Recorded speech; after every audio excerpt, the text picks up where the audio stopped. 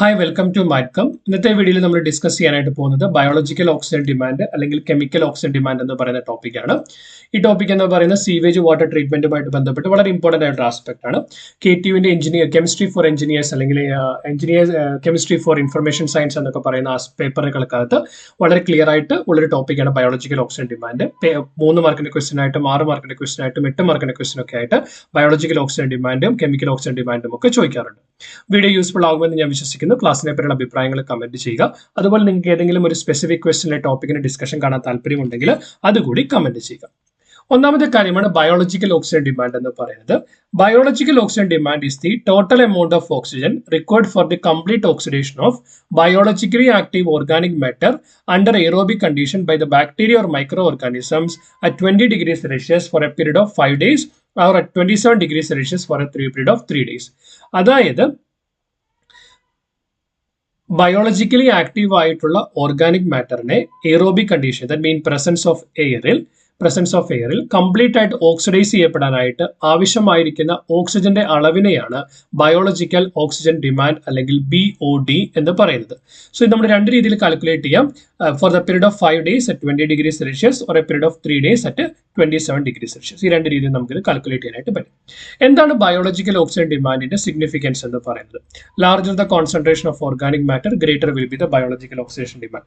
അതായത് ഒരു water സാമ്പിളിനകത്ത് present ചെയ്തിരിക്കുന്ന ഓർഗാനിക് മാറ്ററിന്റെ അളവ് കൂടുന്നതനുസരിച്ച് അതിന്റെ ഓക്സിഡൈസ് ചെയ്യാൻ വേണ്ട ഓക്സിജൻ അളവ് കൂടുതലായിരിക്കും. ഓട്ടോമാറ്റിക്കലി BOD എന്ന് പറയുന്നത് കൂടുതലായിരിക്കും. If BOD is more mean organic matter കൂടുതലാണ്, അതിന്റെ അർത്ഥം അതിനകത്ത് കൂടുതൽ പൊല്യൂഷൻ ഉണ്ട് എന്നുള്ളതാണ്. That mean BOD helps in finding out degree of the pollution. It also helps for pollution study. Degree of pollution എന്താണ്, പൊല്യൂഷൻ സ്റ്റഡിയെ പറ്റി പഠിക്കാനായിട്ട് ബയോളജിക്കൽ ഓക്സിജൻ ഡിമാൻഡ് നമ്മളെ ഹെൽപ്പ് ചെയ്യുന്നു. BODയുമായിട്ട് ബന്ധപ്പെട്ട ഒരു ഡിസഡ്വാൻറ്റേജ് എന്ന് പറയുന്നത് റിസൾട്ട് നമുക്ക് 5 ദിവസത്തിന് ശേഷം മാത്രമേ കിട്ടുള്ളൂ. കാരണം 25 നമ്മൾ പറഞ്ഞു ഈ പർട്ടിക്കുലർ ടെമ്പറേച്ചർ 20 ഡിഗ്രി സെൽഷ്യസിൽ 5 ഡേയ്സിലോ 27 ഡിഗ്രി സെൽഷ്യസിൽ 3 ഡേയ്സിലോ നമ്മളത് കീപ്പ് ചെയ്യണം. എങ്ങനെയാണ് നമുക്ക് എക്സ്പെരിമെന്റൽ ആയിട്ട് ബയോളജിക്കൽ ഓക്സിജൻ ഡിമാൻഡ് ഒരു വാട്ടർ സാമ്പിളിനെ മെഷർ ചെയ്യാനായിട്ട് പറ്റുന്നത്? സോ അതിനുവേണ്ടി നമ്മൾ ചെയ്യുന്നത് എന്താണെന്ന് വെച്ചാൽ ഒരു known volume of sewage water, അതായത് നമ്മൾ ഒരു സീവേജ് വാട്ടർ നോൺ വോളിയം എടുക്കുന്നു, അതിനകത്തേക്ക് fresh water ആഡ് ചെയ്യുന്നു whose dissociation content is predetermined. For example, dissolved oxygen content is predetermined. അതായത് നമ്മുടെ ഒരു ഫ്രഷ് വാട്ടർ ഉണ്ടെങ്കിൽ ആ ഫ്രഷ് വാട്ടറിനകത്ത് എത്രത്തോളം ഡിസോൾഡ് ഓക്സിജൻ ഉണ്ട് എന്ന് നമുക്ക് എന്താണ് വിംഗ്ലേസ് ടൈട്രേഷൻ മെത്തേഡ് ഉപയോഗിച്ച് കണ്ടുപിടിക്കാം. വിംഗ്ലേസ് ടൈട്രേഷൻ മെത്തേഡ് എന്താണ് നമ്മൾ ഓൾറെഡി വേറൊരു വീഡിയോയിൽ എക്സ്പ്ലെയിൻ ചെയ്തിട്ടുണ്ട്. ലിങ്ക് ഞാൻ ഡിസ്ക്രിപ്ഷൻ ബോക്സിൽ കൊടുക്കാം.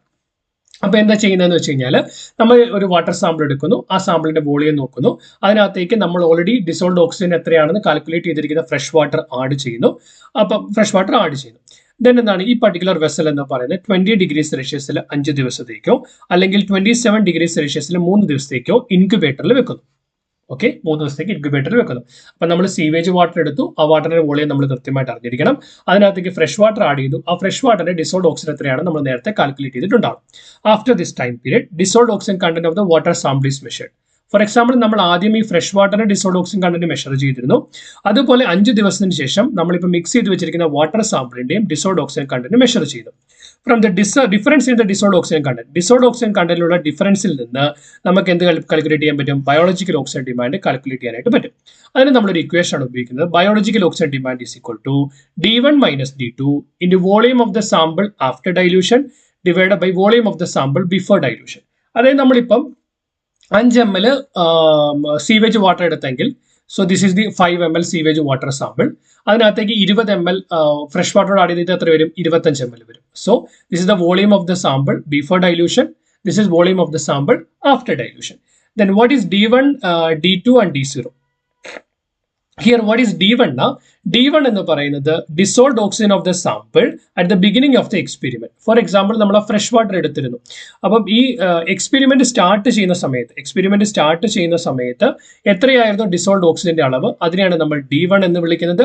D2 എന്ന് പറയുന്നത് dissolved oxygen in the sample after 5 days. 5 ഡേയ്സിന് ശേഷം എന്താണ് അതിനകത്തുള്ള 5 ഡേയ്സിന് ശേഷം അതിനകത്തുള്ള ഡിസോൾഡ് ഓക്സിജന്റെ അളവ് എത്രയാണ്? നമുക്ക് ഇതിൽ നിന്ന് ബയോളജിക്കൽ ഓക്സിജൻ ഡിമാൻഡ് ഈസി ആയിട്ട് കാൽക്കുലേറ്റ് ചെയ്യാനായിട്ട് പറ്റും.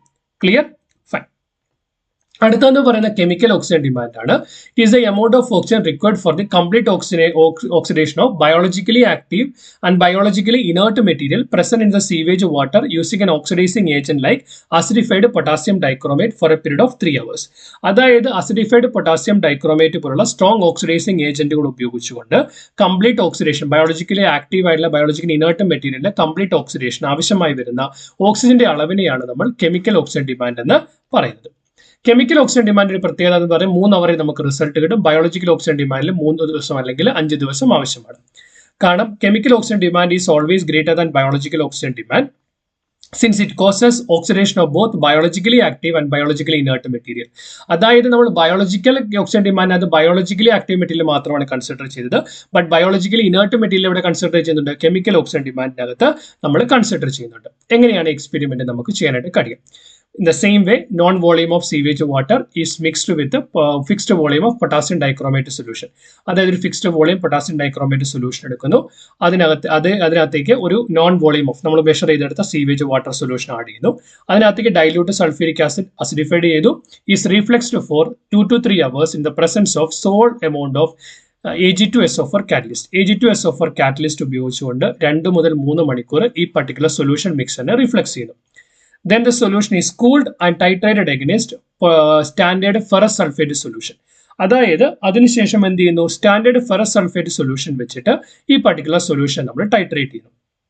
സോ ബേസിക്കലി അപ്പോൾ എന്ത് സംഭവിക്കുന്നു വെച്ച് കഴിഞ്ഞാൽ നമ്മളിപ്പോൾ പൊട്ടാസ്യം ഡൈക്രോമേറ്റ് ഉണ്ടായിരുന്നു. ഈ പൊട്ടാസ്യം ഡൈക്രോമേറ്റ് എന്ന് പറയുന്നത് ഈ പറയപ്പെടുന്ന റിയാക്ഷൻ മിക്സറുമായിട്ട് റിയാക്ട് ചെയ്യും. ഇനി നമ്മൾ ആഡ് ചെയ്ത് എത്രയാണ് നമുക്കറിയാലോ. അതല്ലാതെ മിച്ചമുള്ള പൊട്ടാസ്യം ഡൈക്രോമേറ്റ് കാണും. ആ പിച്ചമുള്ള പൊട്ടാസ്യം ഡൈക്രോമേറ്റ് എത്രയുണ്ടെന്ന് കണ്ടുപിടിക്കാൻ വേണ്ടിയാണ് നമ്മൾ സ്റ്റാൻഡേർഡ് ഫെറസ് സൾഫേറ്റ് സൊല്യൂഷനുമായിട്ട് ടൈട്രേറ്റ് ചെയ്തത്. ഓക്കെ, സ്റ്റാൻഡേർഡ് ഫെറസ് സൾഫേറ്റ് സൊല്യൂഷനുമായിട്ട് ടൈട്രേറ്റ് ചെയ്ത് കഴിയുമ്പോൾ എൻ പോയിന്റിൽ നമുക്ക് കാൽക്കുലേറ്റ് ചെയ്യാനായിട്ട് പറ്റും എത്രത്തോളം അൺറിയാക്റ്റഡ് പൊട്ടാസ്യം ഡൈക്രോമേറ്റ് സൊല്യൂഷൻ ഉണ്ടായിരുന്നത്. A blank experiment is conducted with the pure water. നമുക്ക് ബ്ലാങ്ക് എക്സ്പെരിമെന്റ് നടത്താം. Blank experiment in the sense നമ്മൾ സീവേജ് വാട്ടർ എടുക്കുന്നതിന് പോലെ പ്യുവർ വാട്ടർ എടുക്കും. അതിനകത്തേക്ക് പൊട്ടാസ്യം ഡൈക്രോമേറ്റ് ആഡ് ചെയ്യും, സൾഫ്യൂരിക് ആസിഡ് ആഡ് ചെയ്യും, 2 to 3 അവർ വെക്കും. സിൽവർ സൾഫേറ്റ് കാറ്റലിസ്റ്റ് ആഡ് ചെയ്യും, 2-3 മണിക്കൂർ വെക്കും. കൂൾ ചെയ്തതിനു ശേഷം അതിനെ ഫെറസ് സൾഫേറ്റുമായിട്ട് ടൈട്രേറ്റ് ചെയ്യും. അന്നേരം ഇപ്പോൾ എത്രത്തോളം ഫെറസ് സൾഫേറ്റ് കൺസ്യൂം ചെയ്ത് നോക്കും. അപ്പം ബ്ലാങ്ക് ഉണ്ട്, അതുപോലെ വാട്ടർ വെച്ചിട്ടുണ്ട്. ഇത് രണ്ടും ഡിഫറൻസിൽ നിന്ന് കെമിക്കൽ ഓക്സിജൻ ഡിമാൻഡ് നമുക്ക് കാൽക്കുലേറ്റ് ചെയ്യാനായിട്ട് സാധിക്കും. എങ്ങനെ?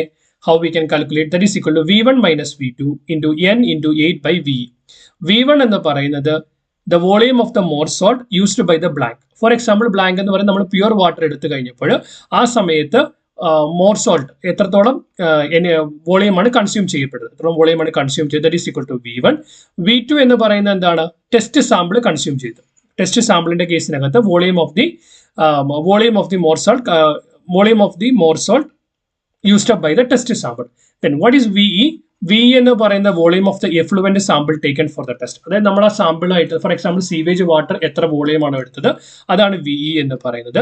മോർ സോൾട്ടിന്റെ കോൺസെൻട്രേഷൻ നമ്മളെടുത്ത മോർ സോൾട്ടിന്റെ കോൺസെൻട്രേഷൻ എത്ര normality that is equal to N into 8 you will be getting the chemical oxygen demand. ഇപ്പൊ V1 എന്ന് പറയുന്നത് ബ്ലാങ്കിൽ മോർ സാൾട്ട് കൺസ്യൂം ചെയ്തതിന്റെ അളവ്, V2 എന്ന് പറയുന്നത് ടെസ്റ്റ് സാമ്പിളിൽ മോർ സാൾട്ട് കൺസ്യൂം ചെയ്തതിന്റെ അളവ്, VE എന്ന് പറയുന്നത് നമ്മളെടുത്ത സീവേജ് വാട്ടറിന്റെ അളവ്, N എന്ന് പറയുന്നത് മോർ സോൾട്ടിന്റെ concentration in terms of normality. അങ്ങനെ നമുക്ക് കെമിക്കൽ ഓക്സിജൻ ഡിമാൻഡ് ഈസി ആയിട്ട് കാൽക്കുലേറ്റ് ചെയ്യാനായിട്ട് സാധിക്കും. ക്ലിയർ ആണെന്ന് വിശ്വസിക്കുന്നു. എക്സ്പ്ലനേഷൻ ക്ലിയർ ആണെന്ന് വിശ്വസിക്കുന്നു. നിങ്ങൾക്ക് എന്തെങ്കിലും ക്ലാരിറ്റി ആവശ്യമുണ്ടെങ്കിൽ അത് കമന്റ് സെക്ഷനിൽ ചോദിക്കാം. As a token of gratitude, please like to this particular video, share with your friends, subscribe to our channel, keep watching, keep learning. Thanks for watching. Bye.